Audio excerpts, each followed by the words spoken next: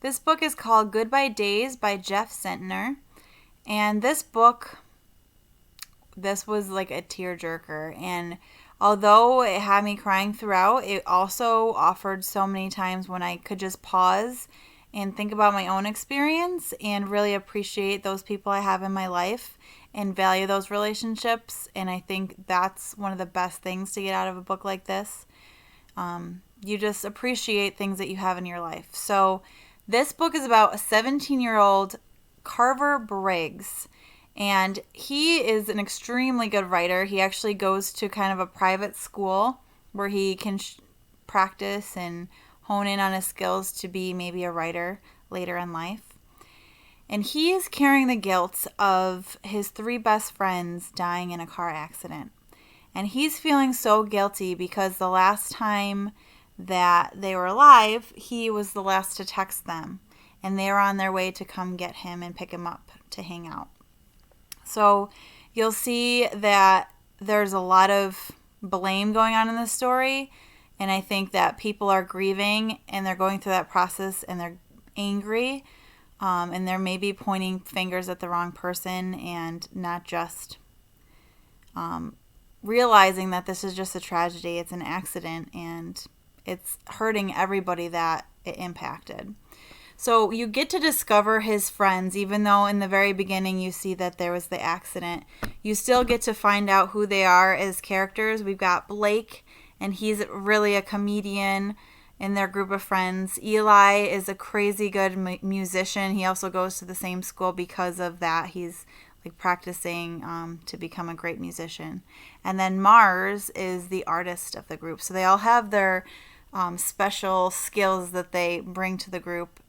And you get to see that as you're meeting them through these flashbacks, through these memories that Blake's having. That Carver's having. They all go to the private school together, and you see each time that Carver met each of them in that instance and what that was like.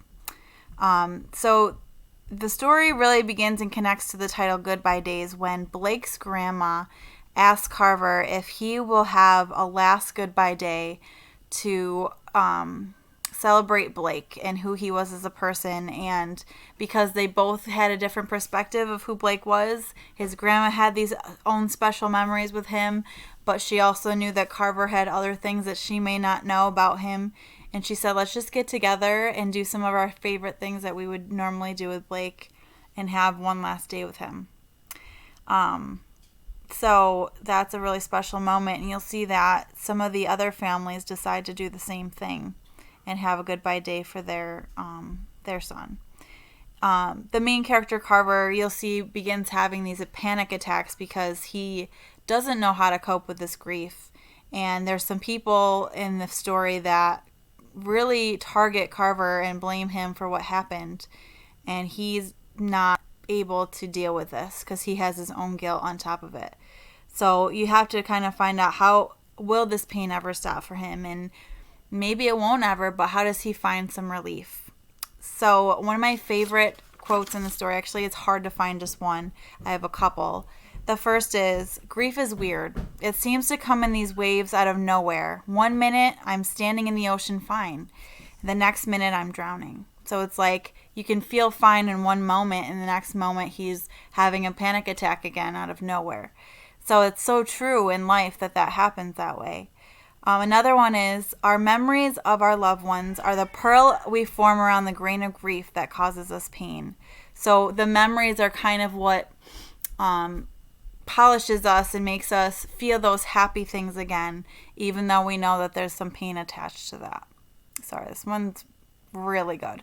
Let me know if you'd want to read Goodbye Days and put it in your response.